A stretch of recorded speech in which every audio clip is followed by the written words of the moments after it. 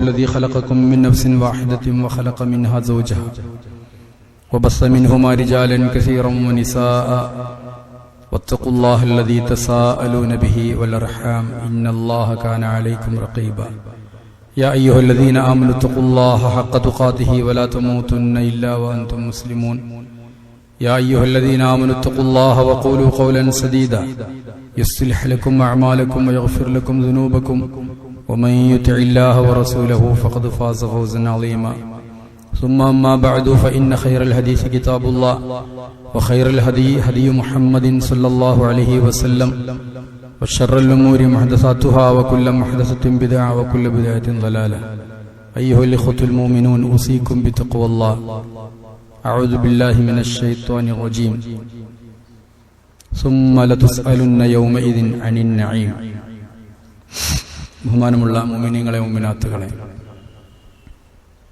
തഖ്വ ഉള്ളവരായി ജീവിക്കണേ എന്ന് വസിയ്യത്ത് ചെയ്യുകയാണ്. മഹാനായ അബ്ദുല്ലാഹി ഇബ്നു അബ്ബാസ് റളിയല്ലാഹു അൻഹു നബി സല്ലല്ലാഹു അലൈഹി വസല്ലമയോട് ചോദിച്ചു, അല്ലാഹുവിന്റെ റസൂലേ, ഞാൻ അള്ളാഹുവിനോട് പ്രാർത്ഥിക്കേണ്ട, ചോദിക്കേണ്ട പ്രധാനപ്പെട്ട ഒരു കാര്യം എനിക്ക് പറഞ്ഞു തരണം. നബിതങ്ങൾ പറഞ്ഞു, സലില്ലാഹൽ ആഫിയ, നിങ്ങൾ അള്ളാഹുവിനോട് ആഫിയത്ത് ചോദിക്കണം. സുഖം, ആരോഗ്യം എന്നൊക്കെയാണ് ആഫിയത്തിന്റെ അർത്ഥം. പിന്നെ കുറെ കാലം കഴിഞ്ഞിട്ട് ഇതേ ചോദ്യം വീണ്ടും ഇബ്നു അബ്ബാസ് റളിയല്ലാഹു അൻഹു നബിയോട് ചോദിക്കാൻ, എനിക്കൊരു കാര്യം അല്ലാഹുവിനോട് ചോദിക്കാൻ പറ്റിയ നല്ലൊരു കാര്യം പറഞ്ഞു തരണം. അപ്പോഴും നബിതങ്ങൾ പറഞ്ഞു, യബ്ന അബ്ബാസ് അമ്മ റസൂലില്ലാ, ഇബ്നു അബ്ബാസെ, റസൂലിന്റെ പിതൃവ്യനായിട്ടുള്ള ഇബ്നു അബ്ബാസെ, സലില്ലാഹൽ ആഫിയത ഫിദ്ദുനിയാ വൽ ആഖിറ, നിങ്ങൾ അല്ലാഹുവിനോട് ദുനിയാവിലും ആഖിറത്തിലും ആഫിയത്ത് നൽകാൻ വേണ്ടിയിട്ട് പ്രാർത്ഥിക്കണം, ചോദിക്കണം. കാരണം ആഫിയത്ത് എന്ന് പറഞ്ഞത്, ആരോഗ്യം എന്ന് പറഞ്ഞാൽ അത് അള്ളാഹു നൽകുന്ന ഏറ്റവും വലിയ ഒരു നിഅമത്താണ്. ധാരാളം നിഅമത്തുകൾ അള്ളാഹു മനുഷ്യന് നൽകിയിട്ടുണ്ട്. വഇൻ തഉദ്ദൂ നിഅമത്തല്ലാഹി ലാ തുഹ്സുഹാ, അള്ളാഹു നമുക്ക് തരുന്ന നിഅമത്തുകളെ നിങ്ങൾ കണക്കാക്കിയാൽ അത് എണ്ണിക്കണക്കാക്കാൻ കഴിയില്ല എന്നതാണ്. അതിലൊരു വലിയ ഒരു നിഅമത്താണ്, ഒരു അനുഗ്രഹമാണ് നമുക്ക് അള്ളാഹു ആരോഗ്യം നൽകുക. ഈ ആരോഗ്യം ചോദിക്കപ്പെടുന്നതിൽ, പരലോകത്ത് വിചാരണ ചെയ്യുമ്പോൾ അതിൽ പ്രധാനപ്പെട്ട ഒരു നിഅമത്ത് ആരോഗ്യമായിരിക്കുമെന്ന് തഫ്സീറുകളിൽ കാണാൻ സാധിക്കും. സൂറത്ത് അൽഹാഖുമുത് തകാസുറിന്റെ അവസാന ഭാഗം, സുമ്മ ലതുസ്അലുന്ന യൗമഇദിൻ അനിൻ നഈം, നിങ്ങളുടെ നിഅമത്തുകളെ കുറിച്ച് അള്ളാഹു ചോദിക്കും എന്നിടത്ത് മുഫസ്സിറുകൾ വിവരിച്ചിട്ടുള്ളത് നിഅമത്തുൽ അബ്ദാനി വൽ അസ്മാഇ വൽ അബ്സാരി എന്ന്. ശരീരത്തിന്റെ ആരോഗ്യത്തെ സംബന്ധിച്ച് ചോദിക്കും, കേൾവിയെ സംബന്ധിച്ച് ചോദിക്കും, കാഴ്ചയെ സംബന്ധിച്ച് ചോദിക്കുമെന്ന്. കേൾവി, കാഴ്ച, അതുപോലെ ശരീരം, അതിന്റെ ആരോഗ്യം എന്നതൊക്കെ വലിയ നിഅമത്താണ്. ആ നിഅമത്തിനെയായിരിക്കും ചോദിക്കുക എന്നതാണ്. അള്ളാഹു നമ്മോട് പ്രാർത്ഥിക്കാൻ പറഞ്ഞ ഒരു പ്രാർത്ഥനയുണ്ട്. ചില ആളുകൾ പ്രാർത്ഥിക്കും എന്നാണ് അൽ ബഖറയിൽ വിവരിക്കുന്നുണ്ട്. ومنهم من يقول ربنا آتنا في الدنيا حسنة وفي الآخرة حسنة وقنا عذاب النار, പടച്ചവനെ ഞങ്ങൾക്ക് ദുനിയാവിൽ ഹസനത്ത് തരണം, അതാണല്ലോ അതിന്റെ അർത്ഥം. ദുനിയാവിൽ ഹസനത്ത് തരണം, നല്ലത് തരണം, ആഖിറത്തിലും ഹസനത്ത് തരണം. ആഖിറത്തിലെ ഹസനത്ത് സ്വർഗമാണ് എന്ന് നമുക്കറിയാം. ദുനിയാവിലെ ഹസനത്ത് എന്താണ് എന്നതിന് ഇമാം അസിദ്ദി പോലെയുള്ള മുഫസ്സിറുകൾ രേഖപ്പെടുത്തിയത് അവിടെ അസ്സിഹ്ഹത്തു വൽ ആഫിയ എന്നാണ്. ദുനിയാവിലെ ഹസനത്ത്, നമ്മളാ ചോദിക്കുന്നതിലെ ഹസനത്ത് ദുനിയാവിൽ റബ്ബനാ ആതിനാ ഫിദ്ദുനിയ ഹസന, പടച്ചവനെ എനിക്ക് ഹസനത്ത് തരണേ ദുനിയാവിൽ എന്ന് പറഞ്ഞാൽ അതിന്റെ അർത്ഥം ദുനിയാവിൽ ആരോഗ്യവും സുഖവും പ്രദാനം ചെയ്യണേ എന്നാണ് എന്ന് തഫ്സീറുകളിൽ വിവരിച്ചിട്ടുണ്ട്. അതുകൊണ്ട് തന്നെ ഈ നിഅമത്ത് ഒരു വലിയ നിഅമത്തായിട്ട് നമ്മൾ കണക്കാക്കേണ്ടതുണ്ട്. മൻ കാന ആമിനൻ ഫീ സിർബിഹി, അല്ലാഹുവിന്റെ റസൂലിന്റെ ഹദീസ്. നമ്മളൊക്കെ കിട്ടിയത് പോരാ എന്ന് കരുതുന്ന ആളുകളാണ് പലപ്പോഴും. റസൂലിന്റെ ഹദീസ് മൻ കാന ആമിനൻ ഫീ സിർബിഹി, തന്റെ കുടുംബത്തിൽ വലിയ പ്രയാസമില്ലാതിരിക്കുക. ഒരാള് രാവിലെ ഒരാൾക്ക് എഴുന്നേറ്റപ്പോ ആമിനൻ ഫീ സിർബിഹി, കുടുംബത്തിൽ ഒരു പ്രശ്നവുമില്ല. വമുആഫൻ ഫീ ജസദിഹി, ശരീരത്തിന് നല്ല ആരോഗ്യവും ഉണ്ട്.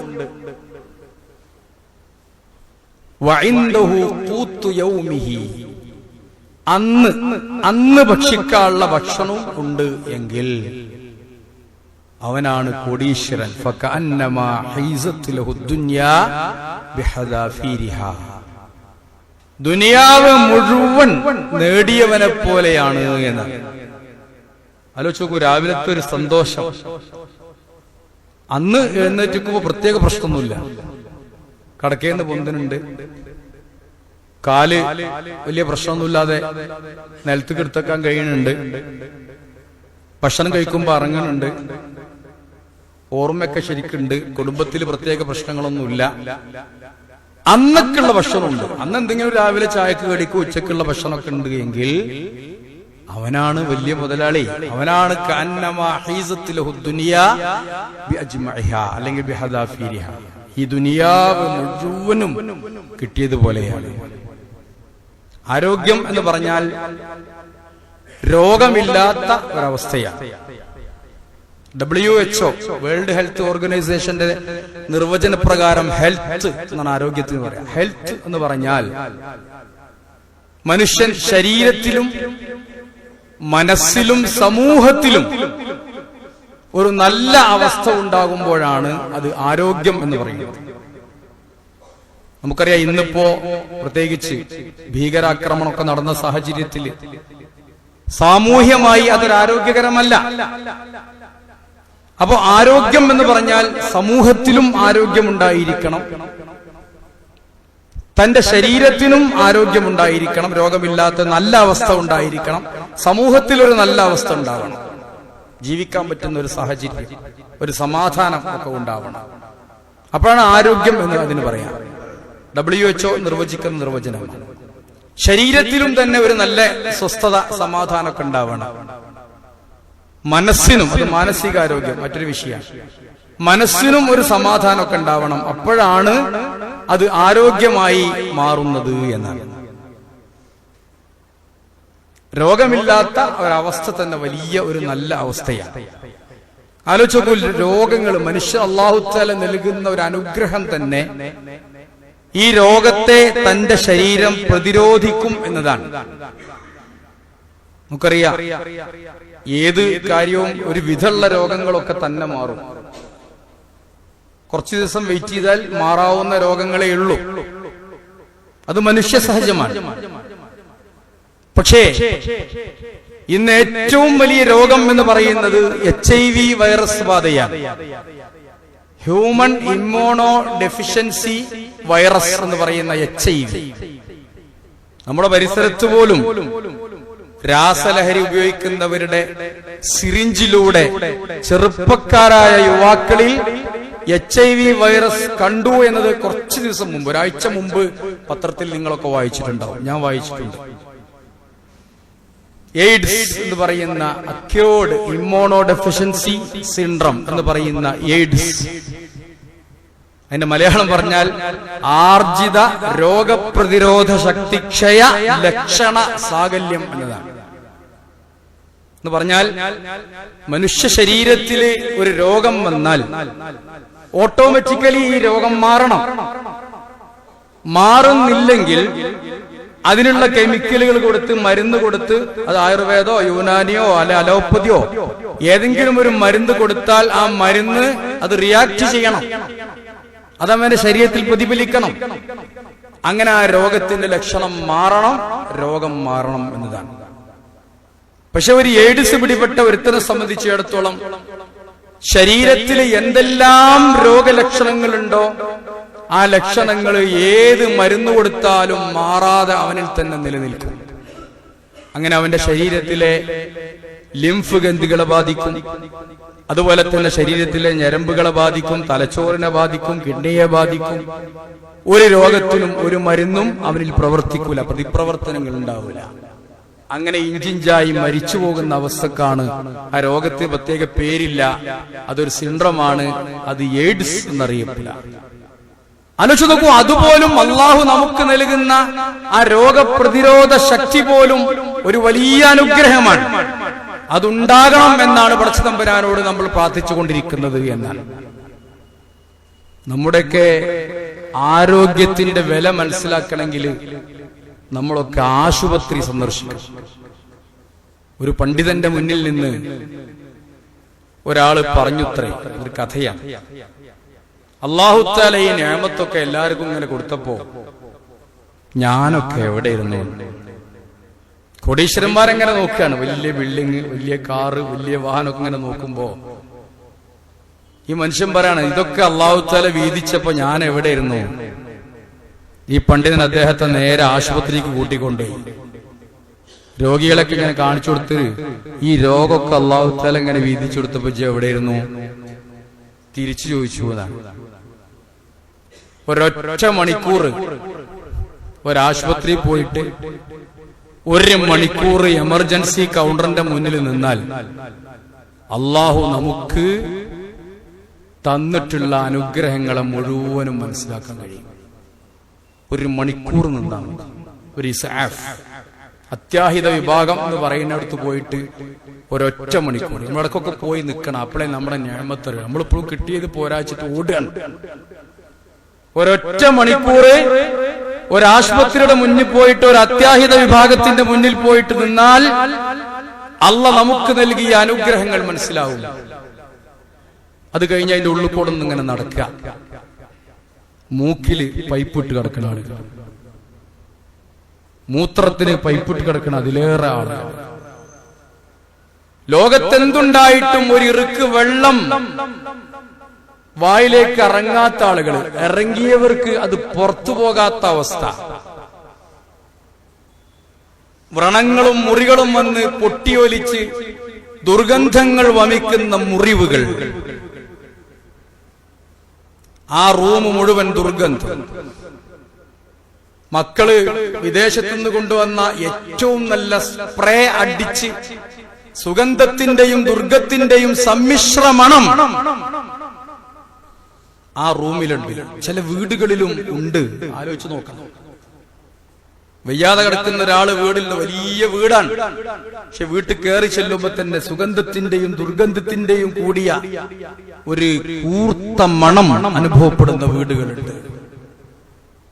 അതൊന്നുമില്ലാതെ സുഖമായിട്ട് നമുക്ക് കഴിയെങ്കിൽ നമുക്കൊക്കെ അള്ളാഹിനോട് എത്ര സ്തുതിച്ചാലും മതിയാവും. അള്ളാഹിനോട് അങ്ങനത്തെ ഒരു അവസ്ഥയിൽ നിന്ന് എപ്പോഴും നമ്മൾ അഭയം തേടണം എന്നതാണ്. നിങ്ങൾ ആലോചിച്ച് നോക്കൂ, കണ്ണില്ലാത്തൊരു അറാബിയോട് ചോദിച്ചു, നിനക്കെന്താണ് ആഗ്രഹം? കണ്ണില്ലാത്തവനെ കണ്ണിന്റെ വില അറിയും. ചെവി കേൾക്കാത്തവനാണ് ലോകത്തെ ഏറ്റവും വലിയ അപകടം പിടിച്ച രോഗമാണ് ചെവി കേൾക്കാതിരിക്കുക എന്ന് പറഞ്ഞാൽ. ആളുകളൊക്കെ അവനെ തെറ്റിദ്ധരിക്കും. അവൻ അഭിനയിക്കാന്ന് പറയും, ആളുകളുടെ അടി കിട്ടും. കണ്ണു കാണാത്തത് അതിലും വലിയ അവസ്ഥയാണ്. നിനക്കെന്താണ് ദുനിയാവിൽ ആഗ്രഹം എന്ന് ചോദിച്ചപ്പോ ആ അറാബി പറഞ്ഞത്, എനിക്ക് ഒട്ടകത്തെ കാണണം. എന്റെ ദുനിയാവിലെ ഏറ്റവും വലിയ ആഗ്രഹം ഒട്ടകത്തെ കാണണം എന്നതാണ്. എന്താ ഒട്ടകത്തെ കാണണമെന്ന് ആഗ്രഹിക്കുന്നത്? അള്ളാഹ് പറഞ്ഞിട്ടുണ്ട് ഖുർആനില്, അഫലാ യൻദുറൂന ഇലൽ ഇബ്ലി കൈഫ ഖുലിഖത്, അഫലാ യൻദുറൂന ഇലൽ ഇബ്ലി, അവർ ഒട്ടകത്തിലേക്ക് നോക്കുന്നില്ലേ? കൈഫ ഖുലിഖത്, ആ ഒട്ടകം എങ്ങനെയാണ് സൃഷ്ടിക്കപ്പെട്ടത് എന്ന്. എനിക്കതൊന്ന് നോക്കാൻ, അതൊന്ന് ചിന്തിക്കാൻ എനിക്കെന്റെ കണ്ണില്ല, അതുകൊണ്ട് ഒട്ടകത്തെ കാണണം എന്ന് അദ്ദേഹം പറഞ്ഞു എന്നാണ്. ഓരോരുത്തരുടെയും ആഗ്രഹങ്ങൾ നോക്കൂ നിങ്ങൾ. കണ്ണില്ലെങ്കിലുള്ള അവന്റെ ആഗ്രഹങ്ങൾ, കാത് കേൾക്കാത്തവന്റെ ആഗ്രഹങ്ങൾ, നടക്കാൻ കഴിയാത്തവന്റെ ആഗ്രഹങ്ങൾ. ഡയാലിസിസ് സെന്ററുകൾ ഒന്ന് ബുക്ക് ചെയ്ത് നോക്കൂ, കിട്ടൂല, അത്ര തിരക്കാണ്. ആഴ്ചയിൽ 1, 2, 3, 4 ഡയാലിസിസ് സെന്ററുകൾ. എത്രയാണ് ബുക്ക് ചെയ്താ കിട്ടാത്ത അത്ര തിരക്കാൻ. അപ്പോ നമ്മളൊക്കെ എത്ര ഭാഗ്യവാന്മാരാണ്. ഒരു കേടില്ലാതെ നമുക്ക് പള്ളിക്കൊക്കെ വരാൻ കഴിഞ്ഞെങ്കിൽ അതൊരു വലിയ ഭാഗ്യമാണ്, അനുഗ്രഹമാണ്. അതുകൊണ്ട് വഹബ് ഇബ്നു മുനബ്ബിഹ് താബിഈ റഹിമഹുല്ലാ അദ്ദേഹം പറഞ്ഞിട്ടുണ്ട്, മനുഷ്യന് കിട്ടുന്ന അനുഗ്രഹത്തിൽ ഏറ്റവും വെച്ച് വലിയ അനുഗ്രഹം ഒന്ന് ഇസ്ലാം എന്ന് പറയുന്ന അനുഗ്രഹമാണ്, 2 സമ്പത്ത് എന്ന് പറയുന്ന അനുഗ്രഹമാണ്, 3 ആഫിയത്ത് സിഹത്ത് ആരോഗ്യം എന്ന് പറയുന്ന അനുഗ്രഹമാണ്. എന്ത് വില കൊടുത്തും സംരക്ഷിക്കണം മനുഷ്യന്റെ ആരോഗ്യത്തെ. അൽ-ലറൂറാത്തുൽ ഖംസ് എന്ന് പറഞ്ഞ ശറഈൽ എന്ത് വില കൊടുത്തും സംരക്ഷിക്കേണ്ട 4-5 കാര്യങ്ങൾ പറയുന്നുണ്ട്. അതിലൊന്ന് മനുഷ്യന്റെ ബുദ്ധിയാണ്. എന്ത് വില കൊടുത്തും സംരക്ഷിക്കണം. മദ്യവും മയക്കുമരുന്ന് ഉപയോഗിച്ചിട്ട് നഷ്ടപ്പെടുത്തേണ്ടതല്ല മനുഷ്യന്റെ ബുദ്ധി. മറ്റൊന്ന് ജസദാണ്, ശരീരമാണ്. അവനവന്റെ ശരീരം എന്ത് വില കൊടുത്തും സംരക്ഷിക്കണം എന്നതാണ്. നമുക്കറിയാം, എന്ത് വില കൊടുത്തും അവനവന്റെ ശരീരം സംരക്ഷിക്കണം.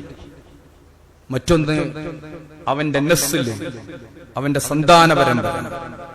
ഈ 3 ആരോഗ്യവുമായി ബന്ധപ്പെട്ടതാണ്.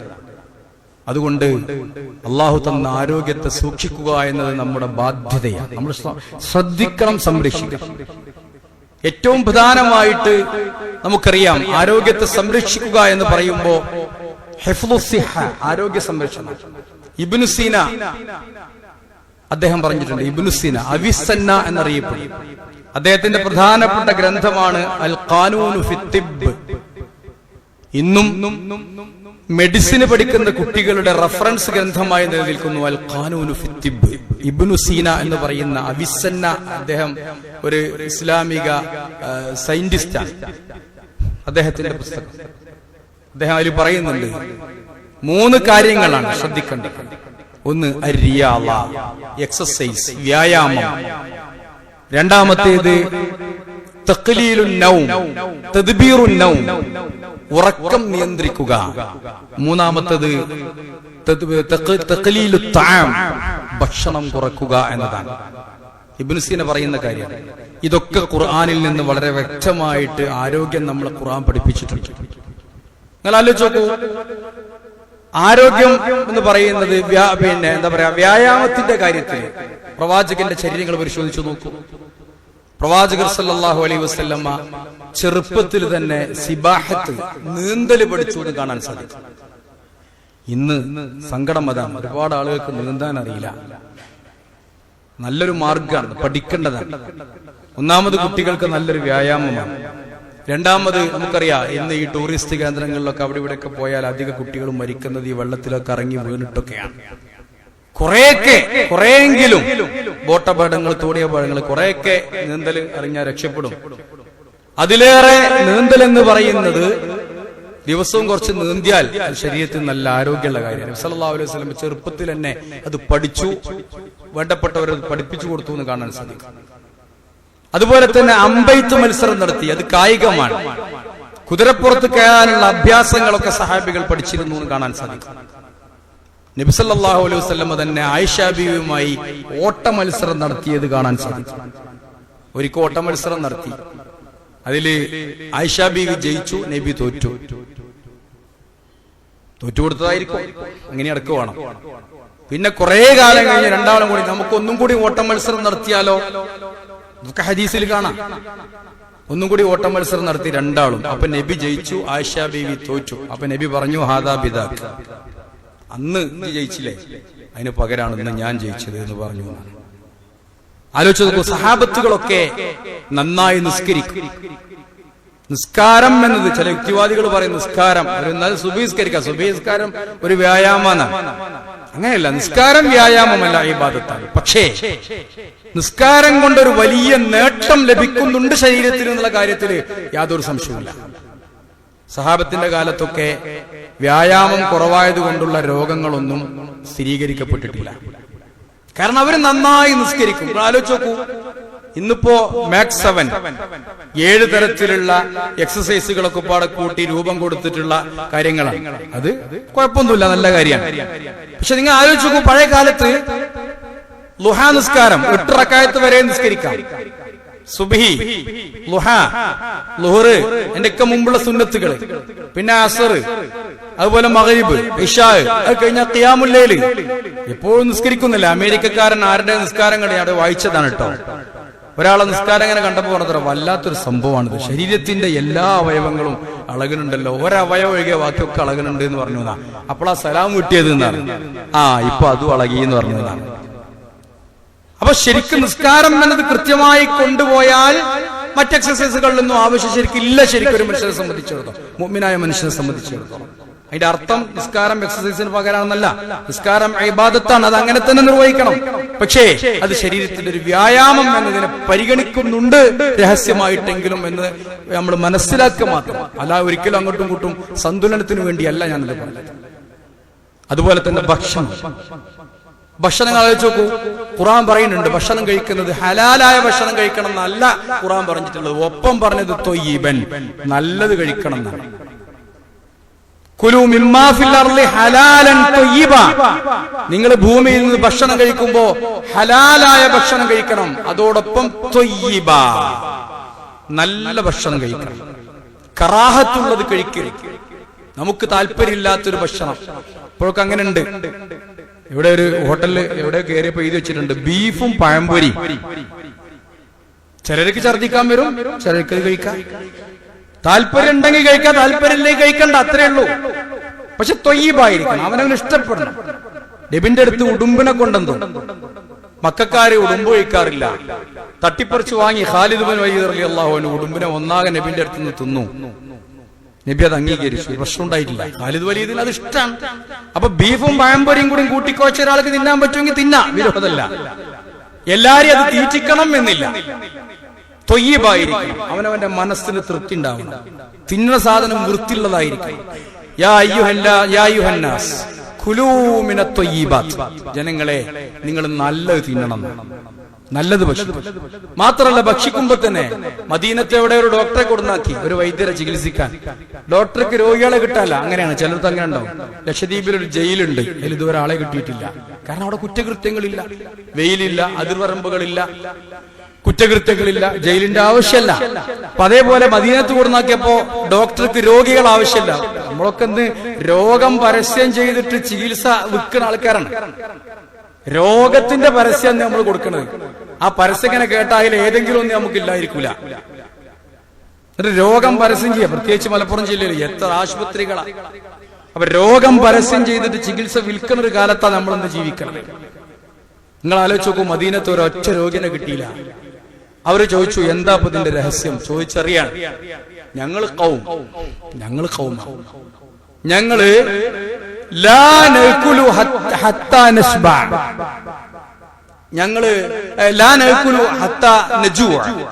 വിശക്കുന്നത് വരെ ഞങ്ങൾ ഭക്ഷണം കഴിക്കൂല. വിശക്കുമ്പോഴേ ഞങ്ങൾ ഭക്ഷണം കഴിക്കും.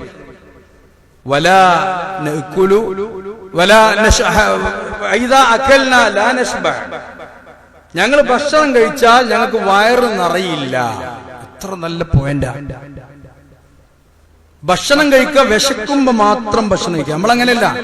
നമ്മളിപ്പോ ഒരു 11 മണിക്ക് നന്നായി ഒരു നിക്കാഹ് കഴിഞ്ഞ് തിന്നാൻ കിട്ടിയാൽ പിന്നെ ഇപ്പൊ ഉച്ചക്ക് ചോറ് വെച്ചിട്ടില്ലല്ലോ എന്നുള്ള സങ്കടമാണ്.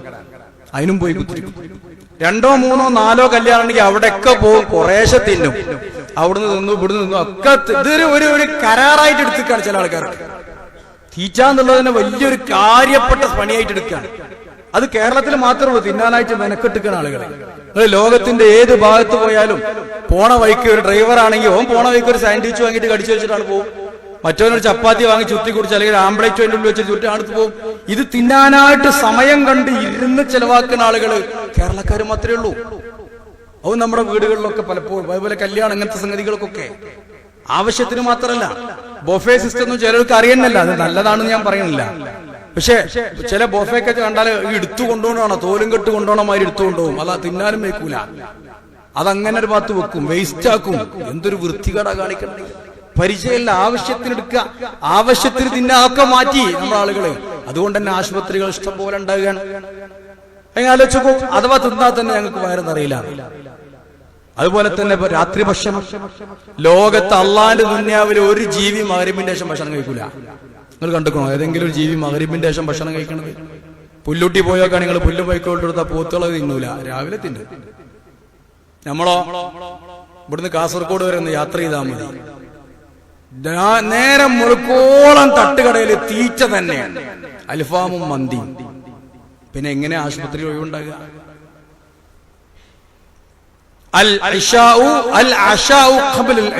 അറബികളൊക്കെ മഗ്‌രിബ് നിസ്കരിച്ച ഉടനെ അശാ കഴിക്കും. രാത്രി ഭക്ഷണത്തിന്റെ പേര് അറബിയിൽ അശാ എന്നാണ്. അശാ അൽ അശാ ഖബ്ല അൽ ഇശാ. ഇശാ എന്നുള്ളത് ഇശാ നിസ്കാരം. അത് കഴിഞ്ഞിട്ടെങ്കിലും വയറിനൊരു റെസ്റ്റ് കൊടുക്കണം. ഒന്നും പിന്നെ തിന്നൂല അവര്. മഗ്‌രിബ് ആവുമ്പോ ഒരു ഭക്ഷണം കഴിക്കും. അറബികളിലൊക്കെ നോക്കൂ, നല്ല മനുഷ്യന്മാരൊക്കെ അങ്ങനെ, നല്ല ആളുകളൊക്കെ അങ്ങനെയാണ്.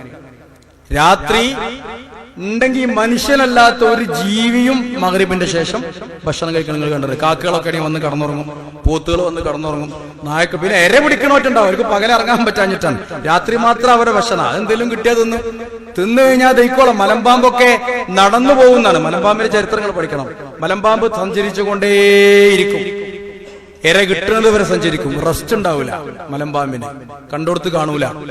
എന്തെങ്കിലും കിട്ടിയാലോ അത് തിന്നിട്ട് അത് ദഹിക്കോളം ഒരു ഭാഗത്ത് കടക്കും. അതിന്റെ പ്രത്യേകതയാണ്. അപ്പൊ ഓരോ ജീവികളെടുത്ത് പരിശോധിച്ചാലും മനുഷ്യന്റെ ജീവിത രീതി വ്യത്യാസമുണ്ട്.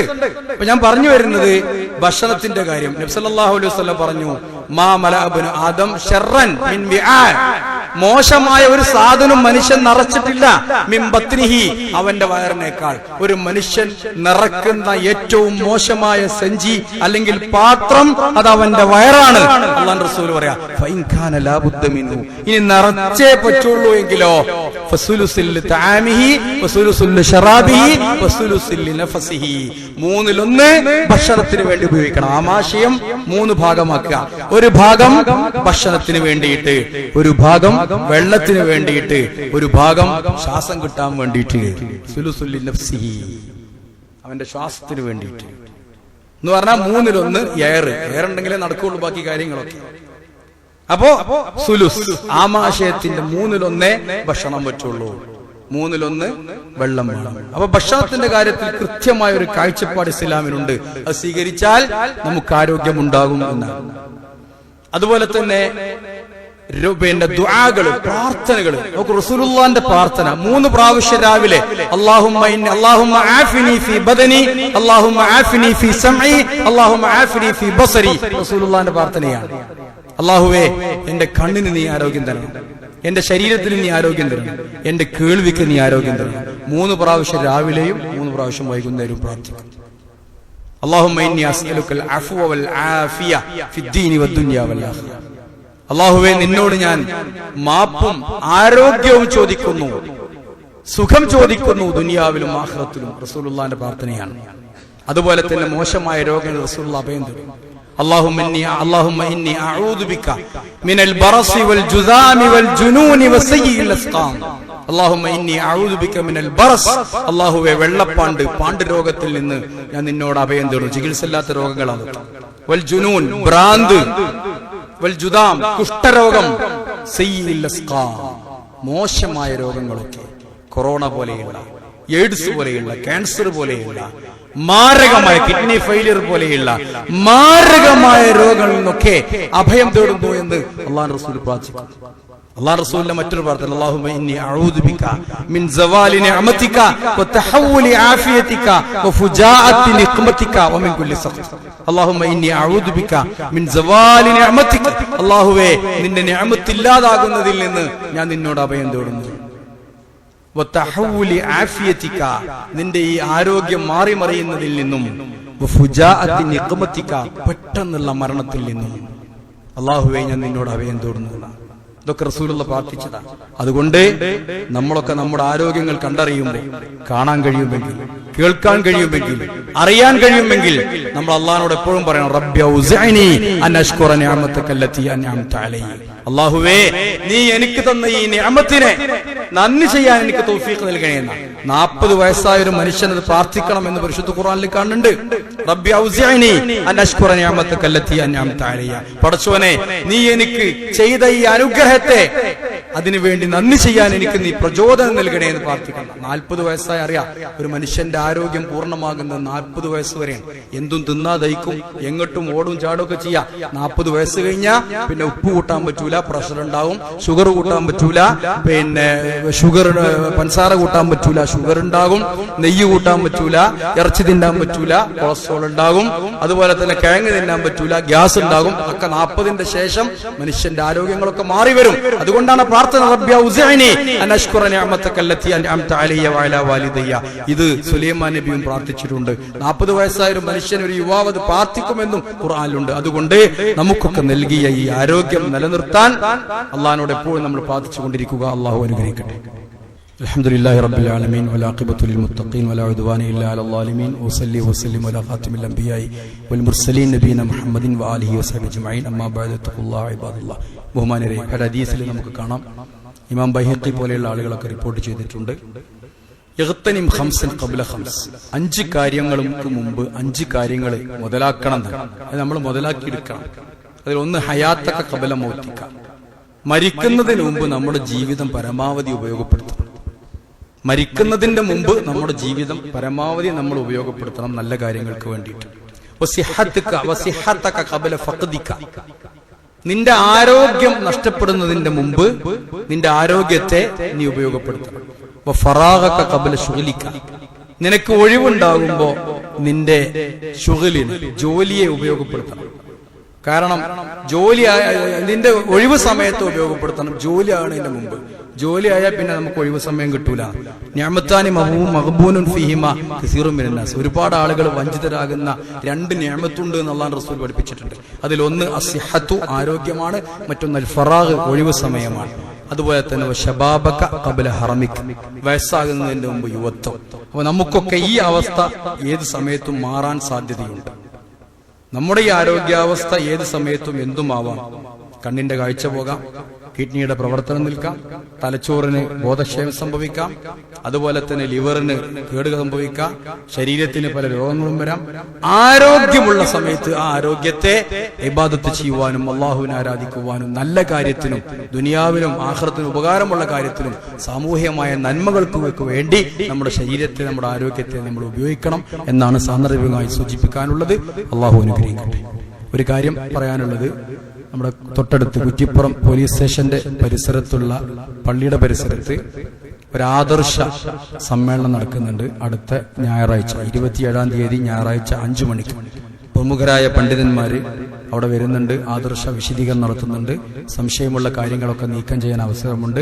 നിങ്ങൾ പരമാവധി ആളുകൾ അവിടെ എത്തിച്ചേരണമെന്ന് അറിയിക്കുന്നു. 27-ാം തീയതി ഞായറാഴ്ച 5 മണിക്ക് കുറ്റിപ്പുറം പോലീസ് സ്റ്റേഷന് പരിസരത്തുള്ള നമ്മുടെ പള്ളിയുടെ പരിസരത്ത്. അല്ലാഹു അനുഗ്രഹിക്കട്ടെ. اللهم اغفر للمؤمنين والمؤمنات والمسلمين والمسلمات الأحياء منهم والأموات إنك مجيب الدعوات وقاضي الحاجات. ربنا ظلمنا أنفسنا وإن لم تغفر لنا وترحمنا لنكونن من الخاسرين. اللهم أعز الإسلام والمسلمين وأذل الشرك والمشركين ودمر أعداءك أعداء الدين. ربنا هب لنا من أزواجنا وذرياتنا قرة أعين واجعلنا للمتقين إماما. ربنا آتنا في الدنيا حسنة وفي الآخرة حسنة وقنا عذاب النار. ربنا تقبل منا إنك أنت السميع العليم وتب علينا إنك أنت التواب الرحيم. ربنا اغفر لنا ولإخواننا الذين سبقونا بالإيمان ولا تجعل في قلوبنا غلا للذين آمنوا ربنا إنك رؤوف رحيم.